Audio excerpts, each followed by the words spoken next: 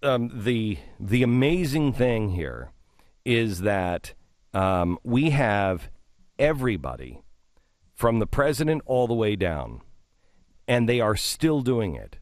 ABC News comes out on Friday, and they report the 12 edits to the talking points. And Jay Carney says, no, it's just one. Can you give me the New Yorker article? I skipped the New Yorker article, Stu, but the New Yorker actually comes out and says, you know what? I don't know what game they're playing here. What do you mean you don't know what game they're playing? They're playing the same game they always play. Yeah, so we now know there are 12 edits to these talking points. Before we knew that, Jay Carney said there was one edit to the talking points. They just changed the word consulate to diplomatic facility because consulate wasn't accurate. We now know they took out all mentions of Al-Qaeda, put in all sorts of crap that was wrong, and we know that now. But yet he is still, Jay Carney, to this day, sticking with this. As he said this the other day. The only edit made by the White House or the State Department to those talking points generated by the CIA was a change from referring to the facility that was attacked in Benghazi from consulate, because it was not a consulate, to diplomatic post. And this is how the New Yorker reacts to that. This is an incredible thing for Carney to be saying. He's playing semantic games, telling a room full of journalists. Wait, hold it just a second. Journalists actually showed up? Yeah, apparently so. Huh. Telling a room full of journalists that the definition of editing we've all been using is wrong.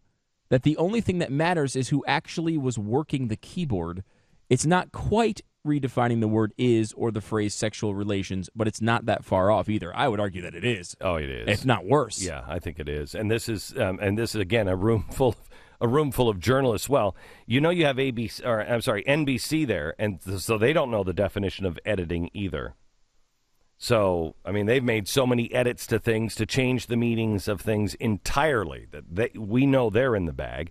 You have CBS sitting there. CBS has a brother who is the guy who made the edits.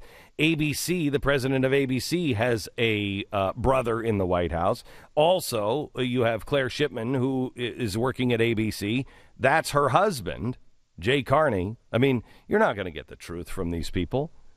You're just not going to get the truth from these people. And will this be enough for America to actually say enough is enough? NBC, by the way, killed a story that the whistleblower, one of the whistleblowers, is a Democrat that voted for Hillary Clinton.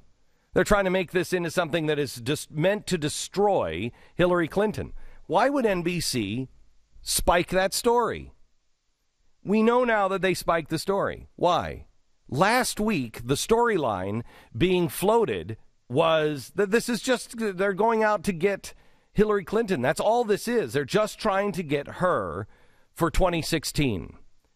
Well, wouldn't it have been helpful if NBC would have released the story that this guy was a Democrat that voted for Hillary Clinton?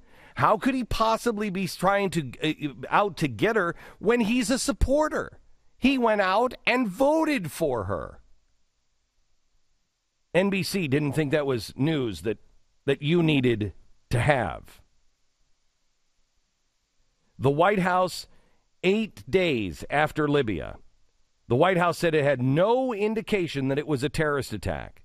Now, what are they doing? Well, I'll tell you this. Let me give you this story. This one was published right after the election, and I think this came from the New York Times, but I don't have the story, but I'm pretty sure this came from the New York Times. It was reprinted by Reuters. But it is Academic Dream Team helped the president's efforts. That's the story. Now, who is the Dream Team? Who is the one that helped his efforts? Well, so began an effort by a team of social scientists to help their favorite candidate in 2012 election. Members of the team had consulted with the presidential campaign in the 2008 cycle. The campaign had a panel of unpaid academic advisors. The group, which calls itself the Consortium of Behavioral Scientists,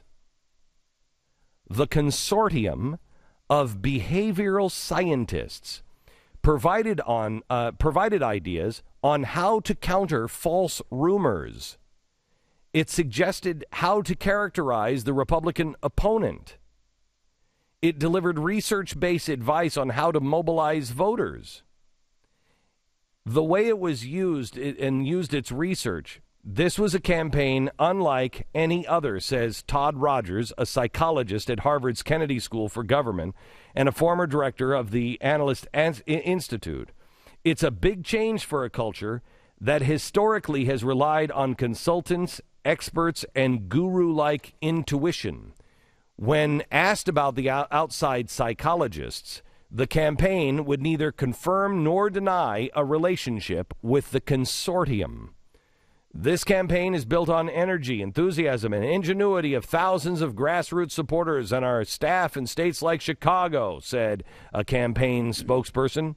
Through the campaign, we saw an outpouring of individuals across the country. For their part, consortium members say they did nothing more than pass on research-based ideas in emails and in conference calls. So when you see Jay Carney stand up and say, this is old news, when you see Jay Carney stand up and say it was only one edit, they know exactly what they're doing. They know when they say, oh, no, you know what? They're just trying to go after Hillary Clinton. They know exactly what they're doing because, again, it's called COBS, the Consortium of Behavioral Scientists. We know they do this anyway because they do it to you all the time. It's called nudge.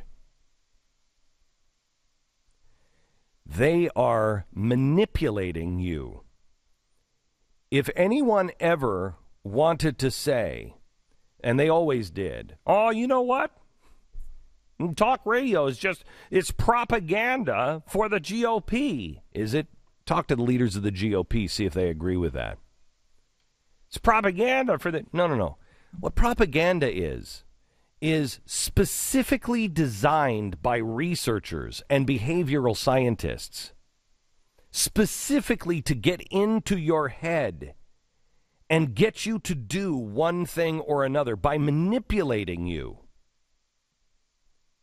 That's what the president used, and nobody found that interesting. That's what the president used for the very first time in American history. That's what he used in the election.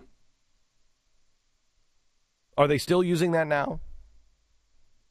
Are they still manipulating you? By the way, one last thought. Geraldo